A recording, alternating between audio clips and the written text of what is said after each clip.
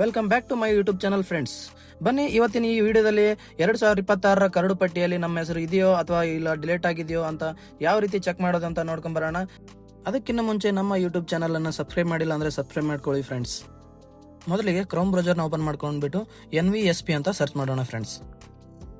ಈ ರೀತಿ ಸರ್ಚ್ ಮಾಡಾದ್ಮೇಲೆ ಇಲ್ಲಿ ಸಿಟಿಜನ್ ಸರ್ವಿಸ್ ಪೋರ್ಟಲ್ ಅಂತ ಫಸ್ಟ್ ಆಪ್ಷನ್ಸ್ ಕಾಣ್ತಾ ಇದೆ ನೋಡಿ, ಅದ್ರ ಮೇಲೆ ಕ್ಲಿಕ್ ಮಾಡೋಣ ಫ್ರೆಂಡ್ಸ್. ಸರ್ಚ್ ಮಾಡಾದ್ಮೇಲೆ ಈ ರೀತಿ ಓಪನ್ ಆಗುತ್ತೆ.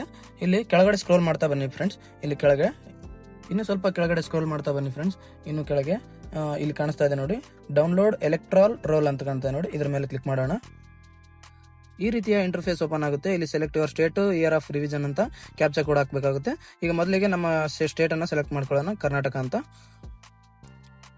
ಅದಾದ್ಮೇಲೆ ಇಲ್ಲಿ ಇಯರ್ 2026 ಇರಲಿ. ನೆಕ್ಸ್ಟ್ ಬಂದು ರೋಲ್ ಟೈಪ್ ಅಂತ ಕಾಣ್ತಾ ಇದೆ ನೋಡಿ, ಅದ್ರ ಮೇಲೆ ಕ್ಲಿಕ್ ಮಾಡೋಣ. ಅದ್ರಲ್ಲಿ ಬಂದ್ಬಿಟ್ಟು SIR ಡ್ರಾಫ್ಟ್ ರೋಲ್ 2026 ಇದೆಯಲ್ಲ, ಅದನ್ನೇ ಸೆಲೆಕ್ಟ್ ಮಾಡ್ಕೊಳ್ಳೋಣ. ಅದಾದ್ಮೇಲೆ ಇಲ್ಲಿ ಡಿಸ್ಟಿಕ್ ಬರುತ್ತೆ, ನಮ್ಮ ಯಾವ ಡಿಸ್ಟಿಕ್ ಬರುತ್ತೋ ಅದನ್ನ ನಾವು ಸೆಲೆಕ್ಟ್ ಮಾಡ್ಕೊಳ್ಳೋಣ.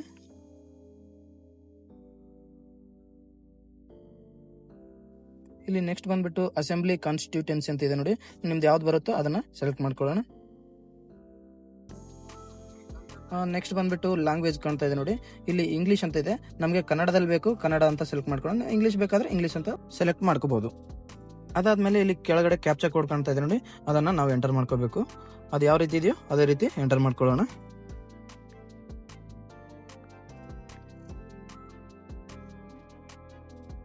ಎಂಟರ್ ಮಾಡಾದ್ಮೇಲೆ ಇಲ್ಲಿ ನಾವು ಕೆಳಗಡೆ ಸ್ಕ್ರೋಲ್ ಮಾಡ್ತಾ ಹೋದ್ರೆ ಇಲ್ಲಿ ನಮ್ಮ ಪೋಲಿಂಗ್ ಬೂತ್ ಸಂಖ್ಯೆ ಮತ್ತೆ ನಮ್ಮ ಪೋಲಿಂಗ್ ಬೂತ್ ಹೆಸರು, ನಮ್ಮ ಊರಿನ ಹೆಸರು ಎಲ್ಲ ಇರುತ್ತೆ.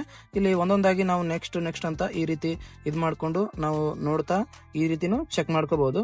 ಒಂದ್ ವೇಳೆ ಇಲ್ಲಪ್ಪ ನಮ್ಗೆ ಡೈರೆಕ್ಟ್ ಆಗಿ ನಮ್ಮ ಪೋಲಿಂಗ್ ಬೂತ್ ಸಂಖ್ಯೆ ಗೊತ್ತಿದೆ ಅಂತ ಆದ್ರೆ ಇಲ್ಲಿ ಮೇಲ್ಗಡೆ ಸರ್ಚ್ ಅಂತ ಕಾಣ್ತಾ ಇದೆ ನೋಡಿ, ಅಲ್ಲಿ ಕೂಡ ಎಂಟರ್ ಮಾಡಿ ನಾವು ಡೈರೆಕ್ಟ್ ಆಗಿ ಹುಡುಕ್ಬಹುದು. ನಾನು ಎಂಟರ್ ಮಾಡ್ತಾ ಇದ್ದೀನಿ ನಮ್ಮ ಪೋಲಿಂಗ್ ಬೂತ್ ಸಂಖ್ಯೆ ಅಥವಾ ಪಾರ್ಟ್ ನಂಬರ್ ಅಂತಾರಲ್ಲ, ಅದನ್ನ ಎಂಟರ್ ಮಾಡ್ತಾ ಇದ್ದೀನಿ. ಇಲ್ಲಿ ಕೆಳಗಡೆ ಬಂದಿದೆ ನೋಡಿ ನಮ್ಮ ಪೋಲಿಂಗ್ ಬೂತ್ ಸಂಖ್ಯೆ ಮತ್ತೆ ನಮ್ಮ ಪೋಲಿಂಗ್ ಬೂತ್ ಹೆಸರು ಮತ್ತೆ ನಮ್ಮ ಊರಿನ ಹೆಸರು.